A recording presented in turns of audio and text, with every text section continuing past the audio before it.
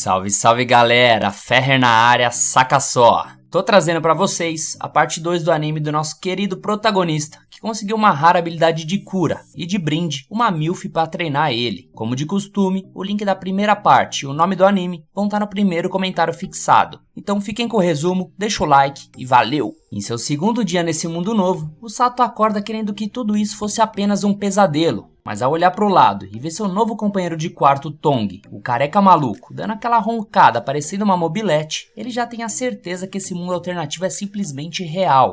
Já logo pela manhã, devidamente uniformizados, Inukami e Kazuki visitam o nosso protagonista, e Kazuki fica aliviado por o Sato estar bem, já que todos ficaram preocupados com a forma como ele foi levado pela Rose. Nosso protagonista parece contente em avisar que tudo ocorreu tranquilamente, mas ao se lembrar que vai começar hoje seu treinamento com sua professora Milf maluca, ele lamenta informar que talvez seus amigos nunca mais vejam ele. Preocupada, Inukami pergunta se o Sato realmente quer passar por isso, mas ele tá certo que é o caminho a ser seguido, porque já tinha dito que o seu maior desejo é ser útil nesse mundo. E é com esse entusiasmo que Inukami levanta a moral do trio. Ela solta o motivacional do Toguro e incentiva a todos a darem seu melhor nos treinamentos, já que ela e Kazuki também vão começar seus aprendizados em breve.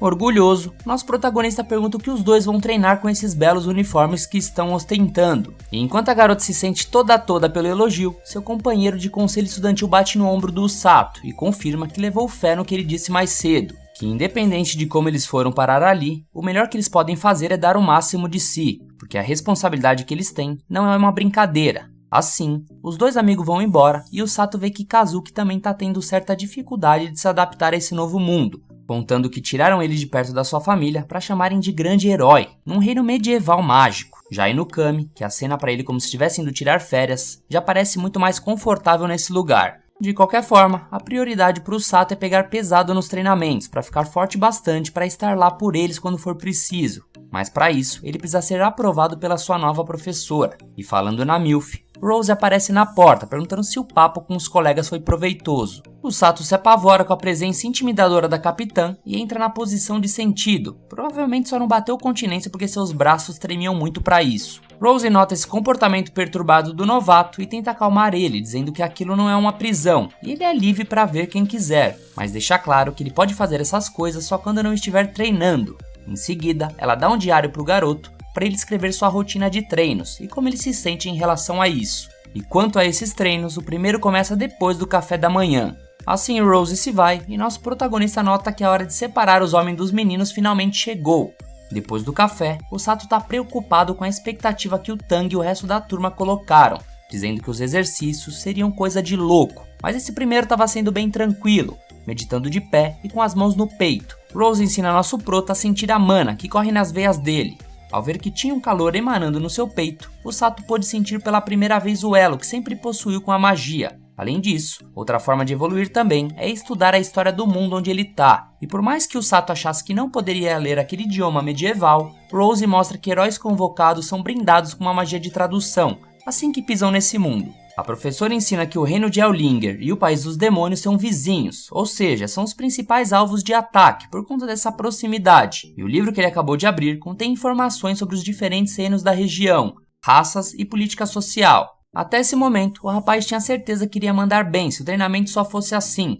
Mas logo no dia seguinte, ele já começou a trabalhar aquele shape de nerdola, e subindo o morro na correria, seus músculos pedem arrego e o moleque cai duro no chão. Rose não alivia e pergunta quem mandou ele parar, e quando o Sato implora por misericórdia, já que seus dois joelhos já foram de base, Rose dá um tapa nas articulações dele, fazendo o Sato rolar de dor no chão. Porém, assim como uma criança que sofre só por achar que tá sofrendo, ele para sentir os músculos, e vê que o lance que ela usou foi cura, e realmente é pra valer. Mas diante do showzinho barato que nosso prota deu, Rose manda o garoto voltar ao trabalho, e ele continua sua corrida, com a certeza que vai morrer nas mãos dessa maluca. Enquanto ele se distancia, ela incentiva ele a correr até morrer, já que ela pode reviver ele para continuar correndo. E já no quarto dia de treinamento, o Sato começou a correr com seus companheiros, e todos deixavam ele comendo poeira, do mais baixinho até o mais gordinho. Rose continuava tirando onda, dizendo que tá de olho na lesma com uma volta atrasada. Nosso prota ouvia tudo quieto, mas sempre guardava os insultos para despejar tudo no seu diário. No quinto dia, ele correu até o sol se pôr, e faíscas de mana começavam a emanar do seu corpo. No sexto dia, ele corria debaixo da chuva e Rose avisava que a velocidade dele estava caindo. Distraído com a professora, ele tropeça e cai de cara na lama. E já que não pode mandar sua professora tomar naquele lugar, é claro que ele vai escrever tudo apenas no diário. Nesse momento de raiva, a mana do garoto dá as caras de forma bem visível, deixando ele impressionado com aquela magia saindo de dentro dele. Já no sétimo dia, Rose chuta a bunda do garoto sem compromisso, só pra ele ficar esperto. E como o Sato tá irritando demais a mestra, ela decide aumentar a dificuldade dos treinamentos. Como nunca disse um A pra xingar a professora, o garoto começa a achar que ela descobriu que ele escama ela nos diários, mas como ela nem sabe ler japonês, deve apenas estar estampado na testa dele mesmo, que ela é uma bruxa sem coração. Porém, tendo descoberto ou não, Rose agarra o garoto e manda ele continuar correndo com os pássaros. No dia seguinte, sua professora continua na ignorância com o garoto, cutucando tanto o traseiro dele que ele pensou que o próprio traseiro ia de arrasta. Mas no momento em que ele segura o popô com as mãos, seu talento de cura finalmente entra em ação e cura suas lesões. Não apenas as dores na região, mas sim o seu corpo inteiro. E essa foi a deixa para ele finalmente confiar na capacidade da cura e continuar seu treinamento,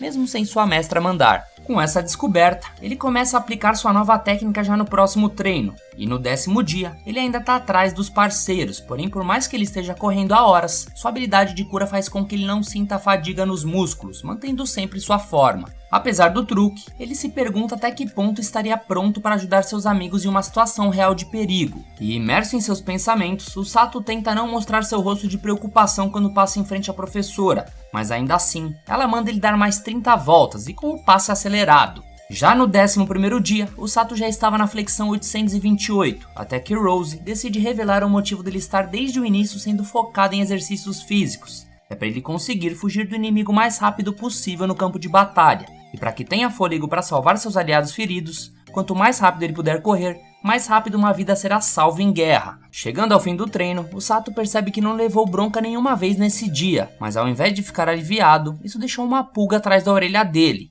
Então o sol nasce mais uma vez. Depois de correr até tarde, nosso prota faz flexões até anoitecer. Isso faz ele sentir seu corpo mais leve. Então no 13º dia, com certeza a Rose já notou isso, já que ela adicionou pesos ao corpo do aluno. No 14º dia, o almoço do Sato sumiu, e ele pergunta para os companheiros se alguém viu a marmita dele, já que ele deixou na mesa e só foi buscar um copo d'água. Na maior cara de pau, Tong assume que comeu, mas só porque pensou que ninguém queria, já que estava ali na mesa moscando. O Sato não tanca o desaforo e joga um copo d'água na direção do careca, que ao ver que o garoto realmente ia cair pra dentro, sai voado pra fora, enquanto o Sato dá conta de acompanhar o ritmo, mesmo com os pesos no peito. Uma semana depois, Kazuki e Nukami visitam o nosso protagonista de novo, dessa vez acompanhados de um guerreiro que parecia ser de alta patente. O gordinho Mil aponta para o Sato, que estava fazendo flexões com a professora nas costas, além de um bloco de cimento do tamanho de um Fusca. Ainda por cima, ela mandava ele aumentar o ritmo enquanto chamava ele de lagartixa. Irritado, o Sato deixa escapar uma expressão de raiva, e Rose decide aliviar a barra pro aluno, saindo das costas deles e deixando outro bloco em cima do primeiro. Apesar disso, o Sato não arrega e continua na flexão,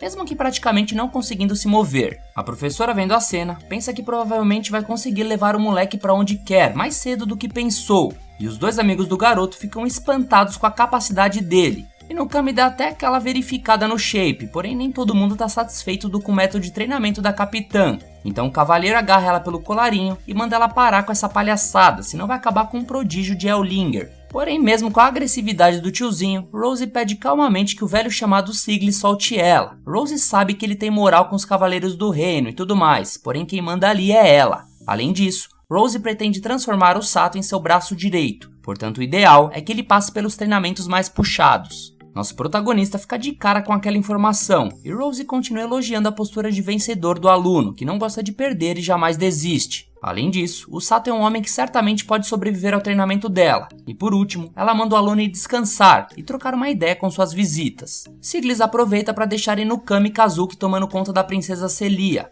Com os alunos fora do caminho, Siglis continua a bronca, dizendo que recebeu ordens de recolocar Rose no exército, mas que não pode aceitar a transferência dela. De toda forma, a mestra esclarece que não poderia, já que o olho direito dela está inutilizável. E enquanto isso, os jovens heróis se reúnem e Kazuki explica que aquele era Siglis, um comandante de Ellinger e cavaleiro mais forte do reino. E é esse soldado que está treinando ele e Nukami a empunhar uma espada. Nosso prota fica impressionado com a informação e em seguida pergunta quem é aquela pirralha ali atrás. Ela se apresenta como Celia Vulgast Linger. E ao escutar aquele sobrenome, o Sato tenta voltar atrás com suas palavras de como se dirigiu a ela, mas a princesa é do povão e diz que prefere ser tratada com simplicidade. Além disso, ela até trouxe uma torta para os parceiros, provando que a nobreza também pode ser humilde. Durante o lanche, Kazuki questiona o Sato se ele treina naquela intensidade todo dia, e ele responde até que não, já que hoje foi bem menos puxado do que o normal.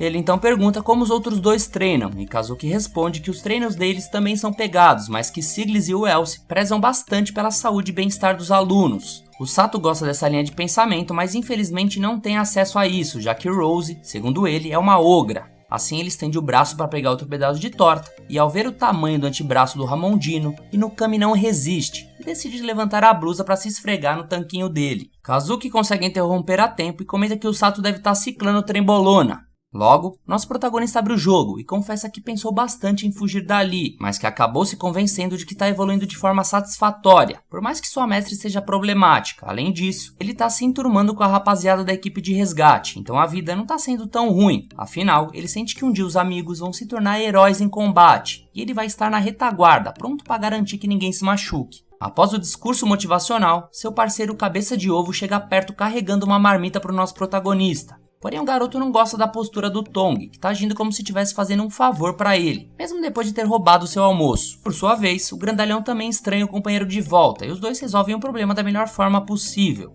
E como tudo está em paz, Inukami e Kazuki resolvem voltar para suas vidas no castelo. Mas antes de ir embora, a garota reflete sobre o motivo deles três terem sido invocados juntos para esse mundo. E por mais que ela não tenha clareza do porquê isso está acontecendo, Inukami sabe que todos vão fazer o melhor possível para o reino de Ellinger. Já mais tarde, o Sato está dando aquela relaxada na banheira e reflete no quão feliz ficou pela visita dos seus dois amigos. Apesar da postura meio assustadora da Inukami, mesmo assim ele tem razão, o corpo dele mudou, ele tá mais rápido, mais shapeado e agora seus músculos se regeneram. Como ele se lembra bem, Rose ensinou que seu condicionamento físico será a salvação dos combatentes feridos e que a vida deles depende disso. Por conta de toda essa pressão, o Sato não tem certeza se é capaz de tancar toda essa responsabilidade. Afinal, ele pode ter os músculos mais fortalecidos, mas a mente precisa se desenvolver no mesmo ritmo, uma vez que a guerra exige isso. Assim que amanhece, Rose joga as tralhas de Usato em cima dele e avisa que eles precisam partir. Os companheiros ficam entusiasmados com a jornada, mas nem mesmo o prota sabe o que vai rolar. Nos portões do reino, Rose dá uma carteirada em um dos guardas, com o desejo de mostrar o mundo para o seu pupilo.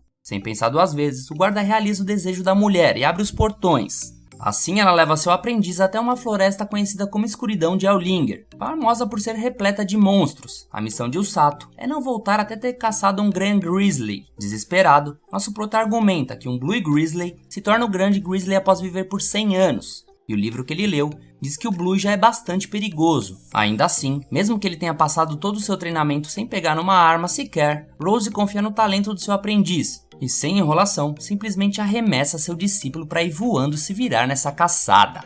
E galera, fim de episódio. Se vocês quiserem continuação, não esquece de deixar o feedback nos comentários e dar aquela amassada no like, fechou? Um abraço a todos, fiquem com Deus e valeu!